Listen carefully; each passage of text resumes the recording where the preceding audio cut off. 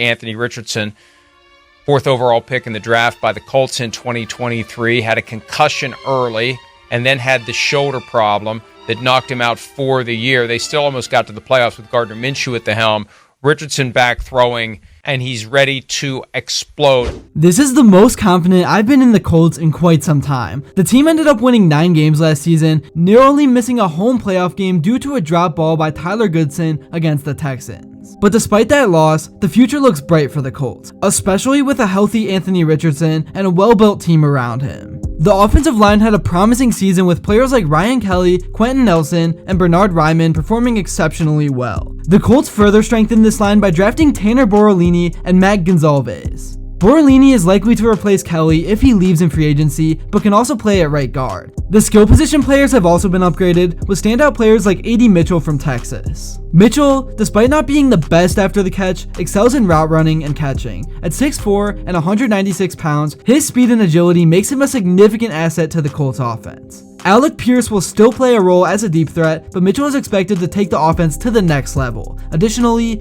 Josh Downs, who had an impressive rookie season with 771 yards, will be a key player from the slot. And Michael Pittman Jr. is coming off his best season with 1,052 yards and 4 touchdowns. And his connection with Richardson this year is expected to grow, even though the Colts' red zone play calling often favors tight ends and Richardson's rushing ability. The Colts also have Jonathan Taylor, one of the best running backs in the league, who will significantly contribute to the offense. Moving over to the Colts defense, which finished 28th in points allowed last season, is a crucial area for improvement. The secondary, apart from Kenny Moore, lacks standout guys. Julian Blackmon had a good season, and Julius Brents showed potential when healthy. Nate Cross was impressive in limited playtime, and the defensive line and linebackers, however, are the strong points for this team. Kwitty Paye had a career year, and the addition of Latu Latu, a top edge rusher in the draft, bolsters the D a lot, and DeForest Buckner remains a dominant interior lineman. Grover Stewart excels against the run, and Samson Ebukam surprised many with 9.5 sacks, showing the defensive front's strength. Linebacker Zaire Franklin, who had 107 solo tackles last season, also continues to be a standout performer. Looking at the schedule, the Colts aim to win between 10 to 12 games. They face tough opponents like the Packers, Steelers, Jags, Dolphins, Bills, Jets, Lions, and Patriots.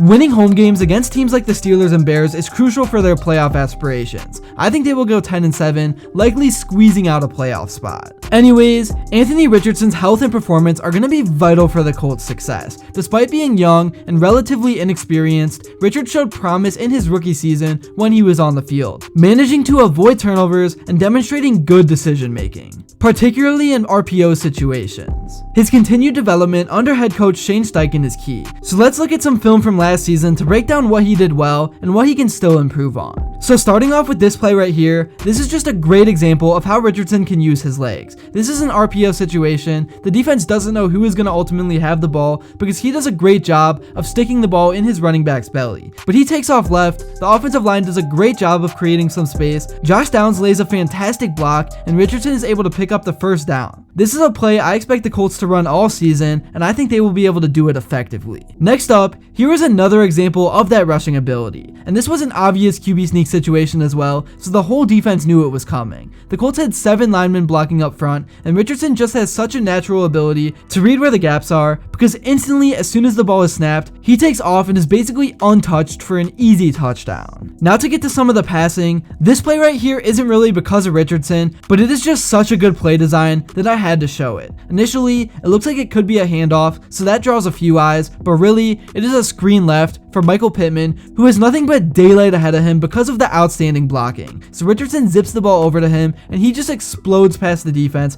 for the easy touchdown. Next, here is some of that arm talent on display. This is a throw that pretty much all NFL quarterbacks can make consistently, but as a rookie, Richardson did a great job leading Josh Downs to where he was gonna be, putting the ball right on the money to where only he could get it, and he did it in a way where Downs could get down to the ground before taking a big hit from the safety for a 20+ yard gain. And finally, one more play I want to show you right here. This one is just absolutely incredible. One of the plays of the year from him. he avoids the pressure, makes an almost Superman-like type of throw right on the money, leading his guy to the end zone. These are the type of plays that just make you so excited about the potential of this guy once he puts it all together and gets some chemistry with his teammates. Here is what some of the media has to say about Anthony Richardson heading into the 2024 season. You were so explosive last year. Field Yates put out a tweet this morning about how you only played 5 games, but you were still like top 10 or something in fantasy points. Yeah, here it is.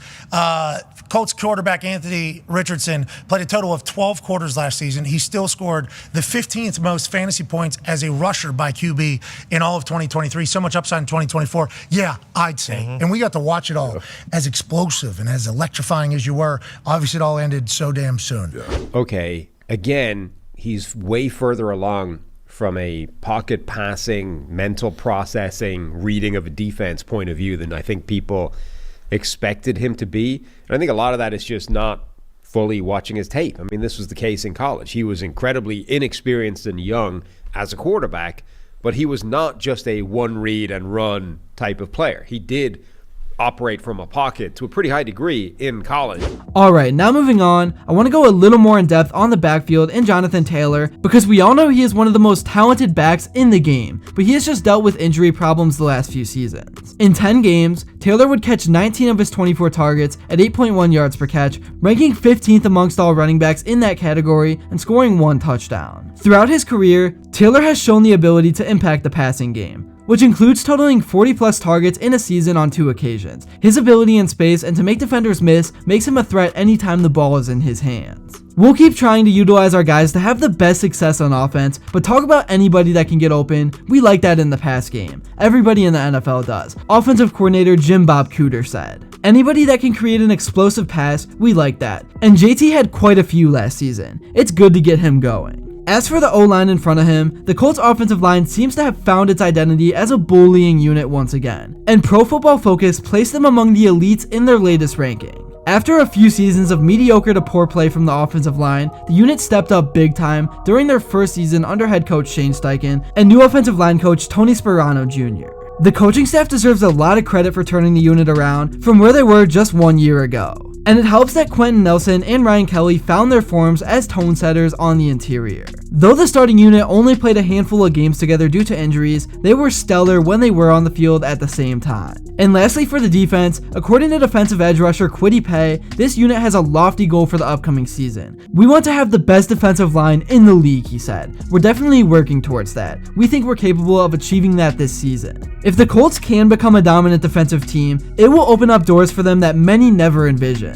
While Indianapolis is expected to be more competitive, especially if they can have health on their side this year, the defense still has a ways to go. That's really all I have to say for this video. I just know the Colts want to get back on the field because the way last season ended was just devastating, and I know their guys will be extra motivated to come out and prove everyone wrong. Let me know in the comments below what you expect out of the Colts this year, and if you enjoyed this video and haven't yet, please be sure to drop a like and subscribe because your support truly means the world. And also, let me know what you would like to see next, and until then, I will see you all later.